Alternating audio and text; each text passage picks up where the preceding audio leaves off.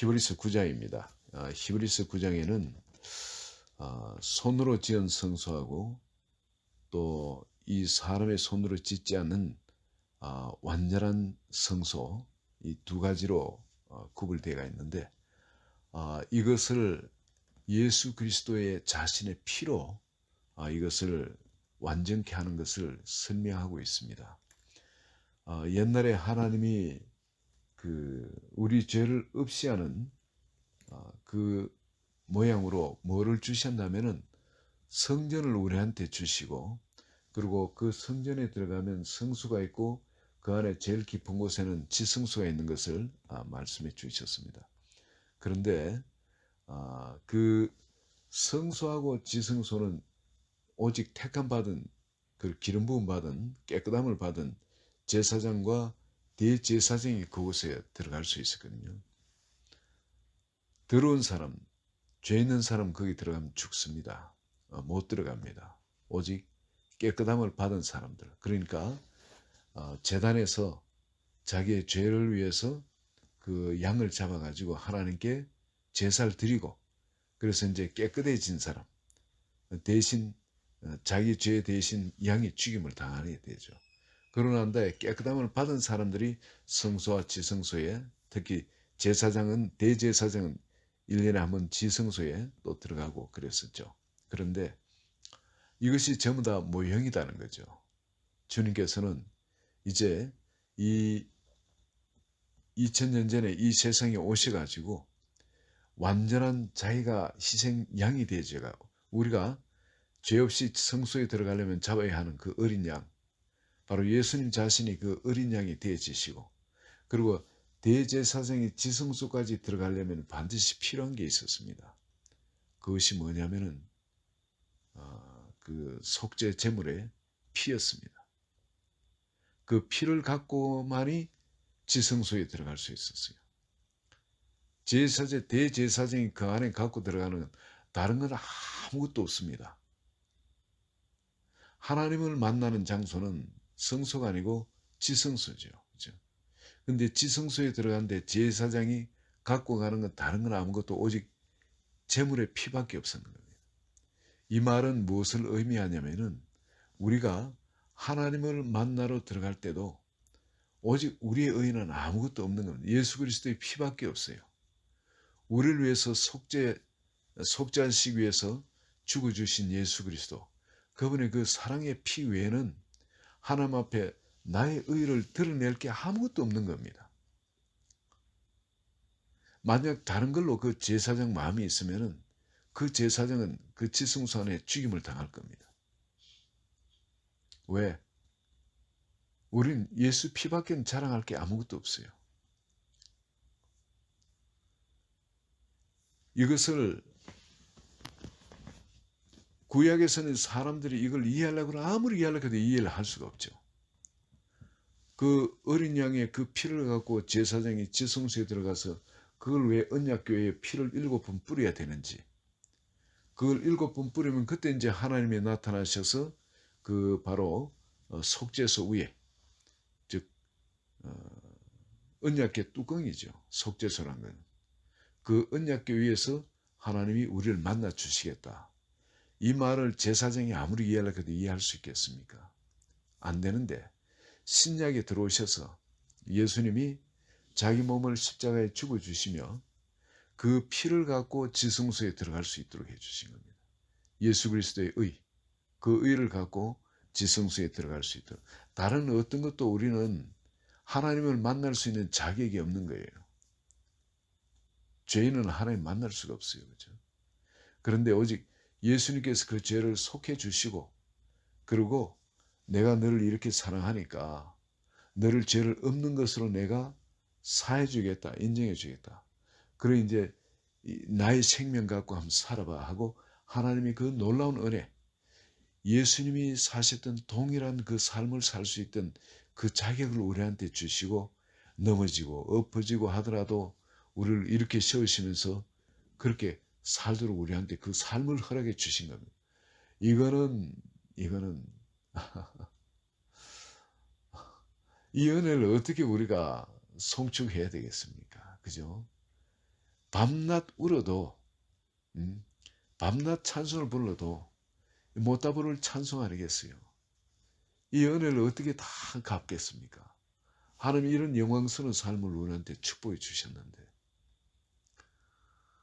그 지성소 안에 들어가서 예수 그리스도의 피를 갖고 그 언약궤 위에 7번 뿌린다는 이것이 뭐냐면은 피를 7번 뿌리는 거야. 이는 완전 숫자죠. 7번은. 바로 그 속죄수 위에 뿌린다는 것은 뭐냐면 그 안에는 언약궤에 그 돌판이 담겨 있습니다. 그 뭐냐면 사랑하라는. 그 계명은 사람 사랑 하나님 사랑이 계명이거든요. 근데 그 계명 앞에 우리가 난 떳떳해하고 그 앞에 설 사람이 누가 있겠습니까? 다 우린 죄인인 거예요. 그 앞에 사랑을 아무도 할 수가 없는 겁니다. 그렇기 때문에 우린 주님을 뵐 때마다 주님의 그 피, 나한테 그럼에도 불구하고 또 쓰러지고 넘어지고 또 잊어버리고 그럼에도 불구하고 나를 용서해 주시고 또다시 기회를 주시는 그 주님의 그 십자가 피를 우리는 항상 그것에 적용할 수밖에 없는 겁니다. 다른 어떤 것으로 하나님과 우리의 관계가 다시 쇠라질 수가 없어요. 우리는 항상 죄를 지으니까. 항상 또 잊어버리고 또 잊어버리고 그러니까. 여러분 그런 거 못 느낍니까? 여러분 머리가 좋으신 분들로 알고 있습니다. 그런데 이상하게 이거 영어 단어는 이렇게 외우고 저렇게 해도 되는데 수학 뭐 공식 외워도 되는데 아니 어떻게 돼가 하나의 말씀을 읽으면은 이거를 외우려고 하면 이상하게 잘 안 외워지죠. 간단한 센텐스인데 이걸 외우려고 아무리 노력해도 잘 안 외워지잖아요. 외우는데 또 그만 떨어지면 잊어버리고 그런 거 여러분 젊을 때 성경 공부하신 분들 못 느낍니까? 머리가 그렇게 나쁜 건 아닌데 이 정도 같으면 외워도 보들 옛날에 외우고 이제 살살 나올 건데 이상하게 하나님 말씀은 외워도 또 잊어버리고 또 잊어버리고 그러거든요. 이게 육에 속한 어떤 그것이 아니고 이게 영에 속한 말씀이기 때문에 그렇습니다. 그래서 이 하나님의 이 말씀, 이 영에 속한 이 말씀이 이게 어디냐면은 이 사랑의 계명을 통해서 우리에게 알려주시거든요. 계속. 그런데 우린 육적인 사람이기 때문에 영적으로 변화돼 가지고 그걸 쉽게 내가 받아들일 수도 있는 영적으로 깨어나기 전까지는 우린 끊임없이 넘어지고 잊어버리고 자꾸 잊어버리고 또 잊어버리고 그렇습니다. 그런데 이렇게 말씀 가운데 계속 푹 잠겨가 성령의 주관하심 가운데 살아가면은 점점점 영적으로 이 하나님 말씀 외워지고 이해되고 하는 게 너무나 쉽게 되어져요.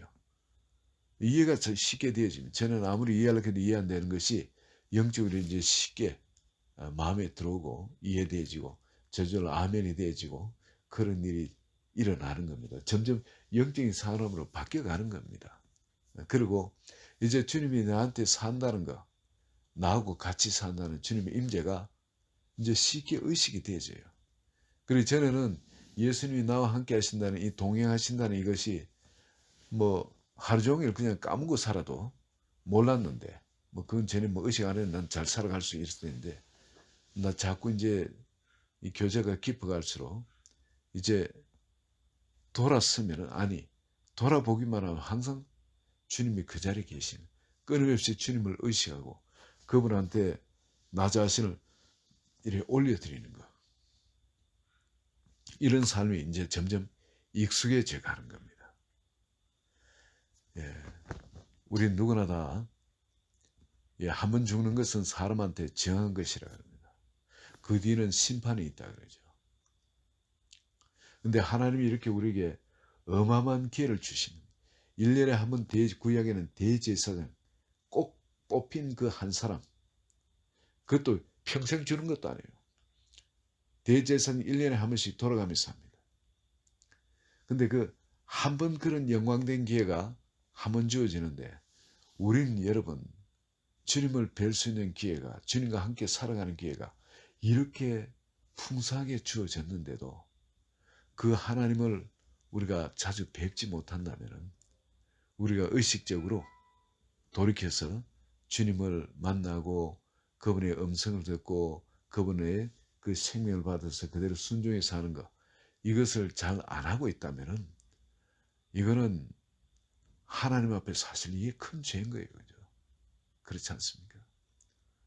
우리는 거듭나고 주님이 우리를 그렇게 안기를 원하시고 사랑하기를 원하시고 그 사랑 가운데 하나 돼서 살기를 원하시는데 우리는 그런 구원을 받아놓고도 여전히 그 어마어마한 특권이요.